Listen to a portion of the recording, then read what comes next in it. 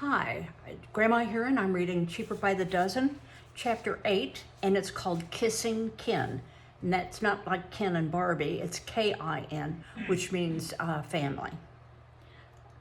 The day the United States entered the First World War, Dad sent President Wilson a telegram which read, "Arriving Washington, 7:03 p.m. train.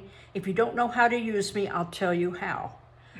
Whether or not this heartening intelligence took some of the weight off of Mr. Wilson's troubled shoulders, Dad never made entirely plain. But he was met at the train and taken over to the War Department.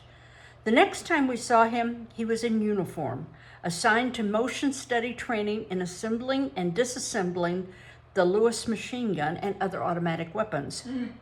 He had what was the most GI haircut in the entire armed forces, and when he walked into the parlor and shouted, "Attention," he wanted to hear our heels click.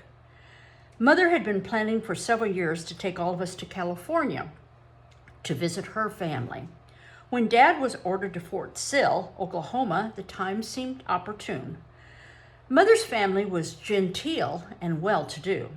She was the oldest of 9 children, only 3 of whom were married. The other 6, 2 brothers and 4 sisters, lived with their parents in a spacious house at 426 29th Street in Oakland. The house was fringed with palm trees, magnificent gardens, and concealed but nevertheless imposing outbuildings in which the family indulged in various hobbies. There were a billiard hall, radio shack, greenhouse, pigeon roost, and a place where prize-winning guinea pigs were raised.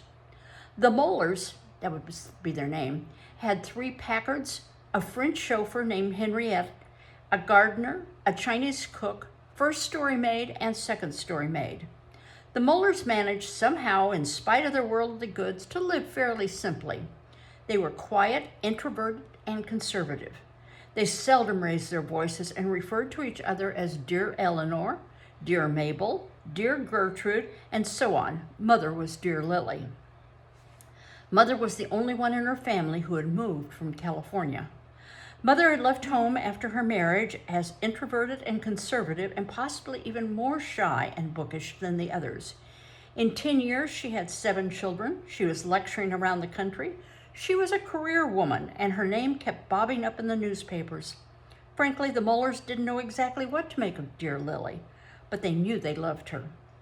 Even before we visited California, we knew all about the household at Oakland and its inhabitants because Mother used to like to tell us about her girlhood. We knew the arrangement of the house, even down to the full-length mirror on the hall door, which Mother's younger sisters used to open at just the right angle so they could watch Dad's courting technique. Hearing Mother tell about the courtship, the sparking on the sofa, we used to wonder what Mother's parents had thought when Dad first came to call. He had met Mother in Boston about a year before when she was on that well-chaperoned trip to Europe with several other Oakland girls. The chaperone, who was Dad's cousin, had introduced him to all the girls, but he had selected Miss Lily as the one to whom he would shower his attention. He took Mother for a ride in his first automobile, some early ancestor of foolish carriage.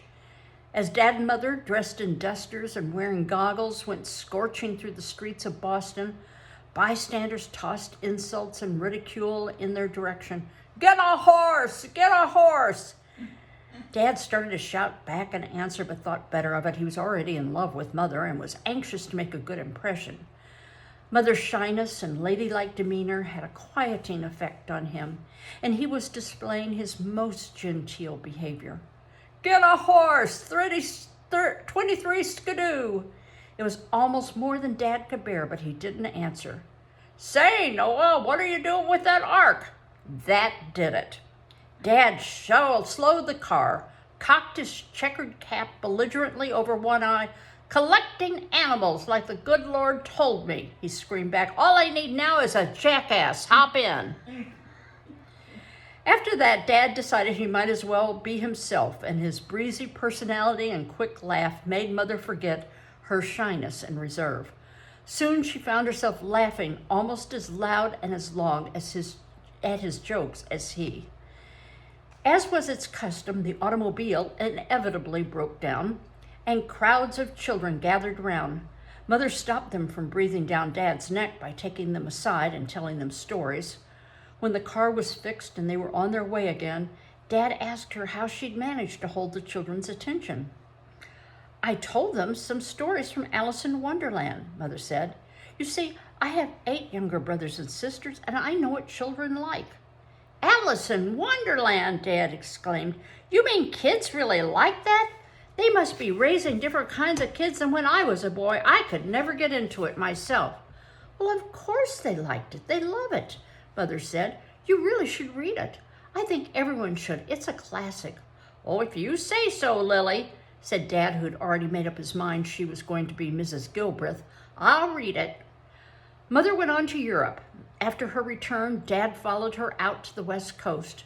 When he arrived at Oakland, he telephoned the Mollers' house. "Hello," he said. "Who do you think this is?" "Really, I have no idea." "Well, guess, can't you?" "No, I'm sorry, I have no idea." "Aw, you know who it is," said Dad, who now had read the book that Mother had said everyone should read. "It's the White Rabbit from Boston." "The who?" "The White Rabbit from Boston." "Oh, I see. I think you must want to talk with one of my daughters." "My God," said Dad, who didn't stop swearing until after they were married. "Who's this?" "Well, this is Mrs. Moeller. To whom do you wish to speak?" "May I speak with Miss Lily?" Dad asked meekly. "Who shall I say is calling?" "You might say Mr. Rabbit, please," said Dad. "Mr. W. Rabbit of Boston." A few days later, Dad was invited to Mother's house for tea, where he met her mother and father and most of her brothers and sisters. A workman was building a new fireplace in the living room, and as Dad was escorted through the room, he stopped to watch the man laying bricks. "Now, there's an interesting job," said Dad in a conversational tone to the Mollers. "Laying brick. It looks easy to me, dead easy. I don't see why these workmen claim that laying brick is skilled labor. I'll bet anyone could do it." "Right this way, Mr. Gilbreth," said Mother's father. "We're having tea on the porch." Dad wouldn't be hurried. "It seems to me," he continued in his flat New England twang, "that all you do is pick up a brick, put some mortar on it, and put it in the fireplace." The bricklayer turned around to survey the plump but dapper dude from the east. "Nothing personal meant," said Dad with his most patronizing smile. "My good man." "Sure, that's all right," said Workman, but he was furious. "Dead easy, eh? Like to try it, master?" Dad, who had set his sights on just such an invitation, said he guessed not. Mother tugged at his sleeve and he fidgeted. "The porch is right this way," her father repeated. "Here," the bricklayer said, handing Dad the trowel. "Try it." Dad grinned and took the trowel. He grabbed a brick, flipped it into position in his hand, slapped on the mortar with a rotary motion of the trowel, placed the brick, scraped off the excess mortar, reached for the second brick, flipped it, and was about to slap on more mortar when the workman reached out and took back his trowel. "That's enough, you old hod carrier," he shouted, cuffing Dad affectionate on his back. "Dude from the east you might be, but it's many a thousand brick you've laid in your life, and don't try to tell me any different." Dad dusted off his hands gingerly with a spotless handkerchief. "Dead easy, I said, good man." Dad behaved himself pretty well during the tea, but on later visits he sometimes interrupted Mother's parents in the middle of sentences and go over and pick up Mother from her chair. "Excuse me a minute," he'd tell his future in-laws. "I think Miss Lily would look more decorative up here." He'd swing her up and place her on top of the bookcase or the china cabinet, and then go back and sit down. Mother was afraid to move for fear of upsetting her perch, and would remain up there primly, determined not to lose her dignity. Dad pretended he'd forgotten all about her as he resumed the conversation. We knew, too, that the first time Dad had been invited to spend a weekend at the Mollers, he had thrown himself with a wheeze and a sigh onto his bed, which had collapsed, and enveloped him in a heavy, betasseled canopy. "The things your daddy shouted before Papa and your Uncle Fred could untangle him from those tassels," Mother tittered. I can tell you it was an education for us girls, and I suspect for the boys too. Thank goodness he stopped talking like that. But what did your family really think of him? We asked her. Really? I never could understand it, Mother said, glancing over at Dad, who was at his smuggest. But they thought he was simply wonderful. Mama said it was like a breath of fresh air when he walked into a room. And Papa said the business of laying bricks wasn't just showing off, but was showing your father's way of telling him that he had started out by making a living with his hands. Is that what you were trying to tell them, Daddy? We asked. Trying to tell them nothing, Dad shouted. Anybody who knows anything about New England knows the Bunkers and the Gilbreths or the Galbraiths descend from Governor Bradford right to the Mayflower. I wasn't trying to tell them anything. What did you lay the brick for then? When some people walk into a parlor, Dad said, they like to sit down at the piano and impress people by playing Bach. When I walk into a parlor, I like to lay brick. That's all. There were 7 children in the family when we set out with Mother for California. Fred was the baby and was trained sick all the way from Niagara Falls to the Golden Gate. Lil, the next to the youngest, had broken a bone in her foot 3 weeks before and had to stay in her berth. Mother was expecting another baby in 3 months and didn't feel too well herself. The chance to return with her children to her parents' home meant more to Mother than any of us realized, and she was anxious to show us off in the best possible light and to have her family approve of us. I know you're going to be good and quiet and do what your grandparents and your aunts and uncles tell you, Mother kept saying. You want to remember that they're very affectionate, but they're not accustomed to having children around anymore.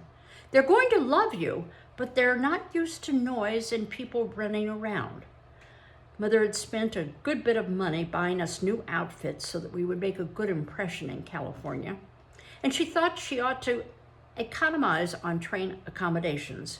We were jammed, 2 to a berth, into a drawing room and 2 sections.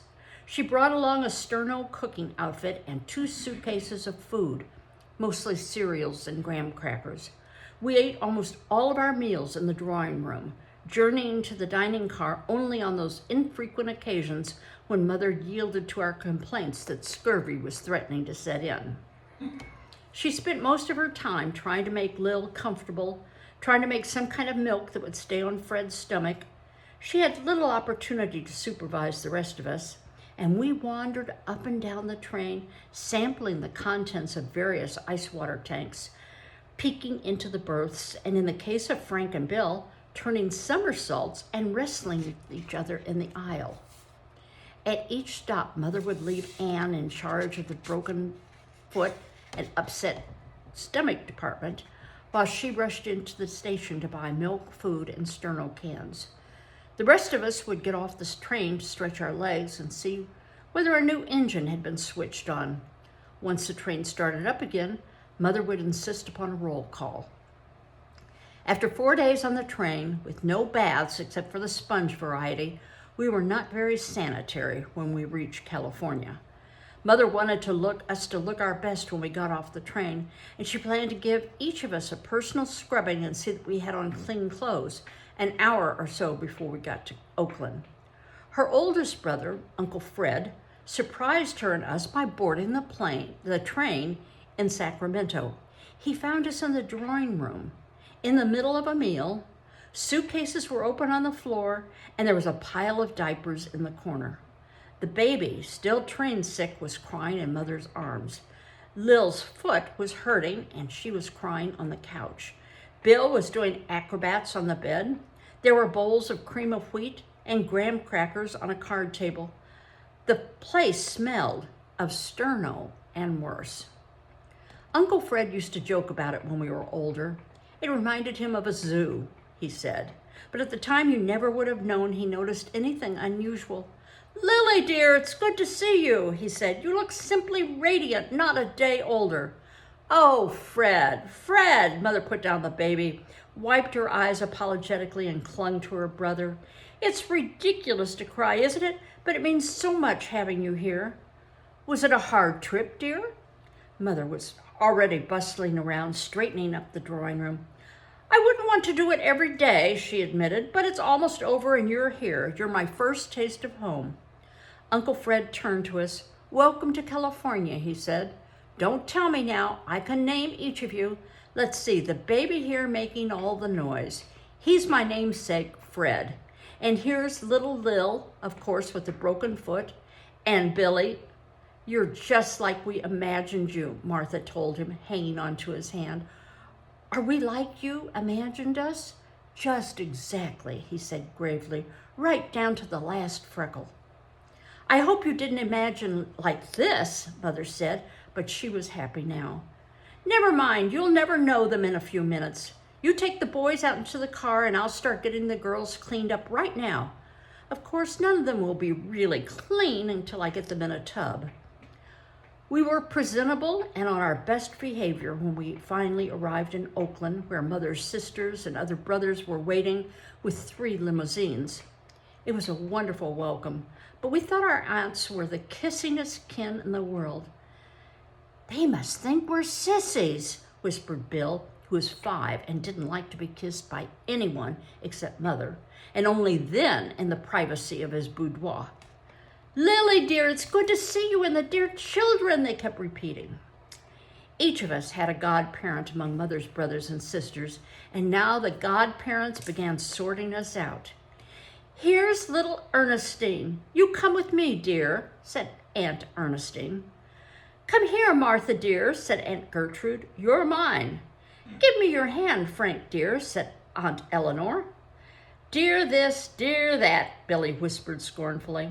Where's dear Billy? Asked Aunt Mabel. Right here, dear, said Bill. But Bill, like the rest of us, felt happy and warm inside because of the welcome. The aunts led us over to the automobiles, where Henriette, in black puttees with a stiff-brimmed hat tucked under his arm, was standing at rigid attention. Uncle Frank and Uncle Bill got behind the wheels of the other 2 machines.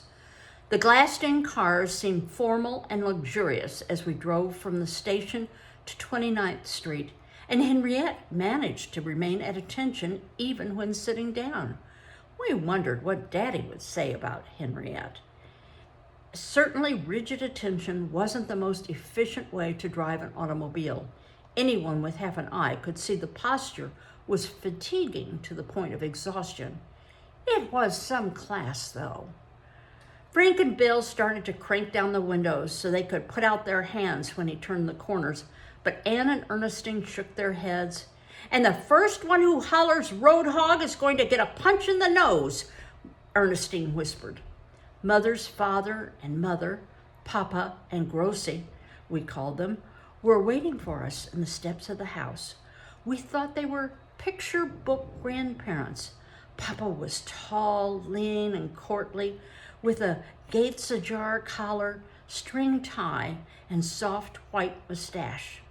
Grossi was short and fragile, with a gray pompadour and smiling brown eyes. Grossi kissed us and called us dears. Papa shook hands and said that each day we stayed in his house, he was going to take all of us down to a toy shop and let us pick out a toy apiece. Honestly, Anne bubbled, it's like stepping into a fairy tale, 3 deep, with godmothers and with wishes that come true. That's the way we want it for Lily's dear children, Grossi said. Now, what's your very first wish? Tell me and I'll see if I can make it come true. That was easy. After 4 days of Mother's drawing room cookery, with only infrequent trips to the dining car, what we wanted most was something good to eat, a real home-cooked meal. I hate to say it after the way Mom's been slaving over a hot sterno can, said Ernestine, but we're starving. If my wish would come true, Mother hastened to change the subject, you'd all be sitting in bathtubs right this minute, washing soot out of your hair. Grossi said we were going to have a big dinner in about an hour and a half, and that she didn't want to spoil our appetites. How about just a little snack right now, she suggested, and then baths and dinner. How about some graham crackers with milk? I know how much little children like graham crackers, and we have a great big supply of them. The mention of graham crackers took away our appetites, And we guessed we'd skip the snack and get our baths. Such dear children, Grossi squeezed us. They want their dear mother's wish to come true. Of course, the grandmother didn't know that that's partly all they've been eating is graham crackers and cereal. Well, it was interesting to hear that. I didn't know they had sterno pans back that far, and just the idea of them cooking their own meals on a train is very interesting. Anyway, hope you enjoyed it. Bye-bye.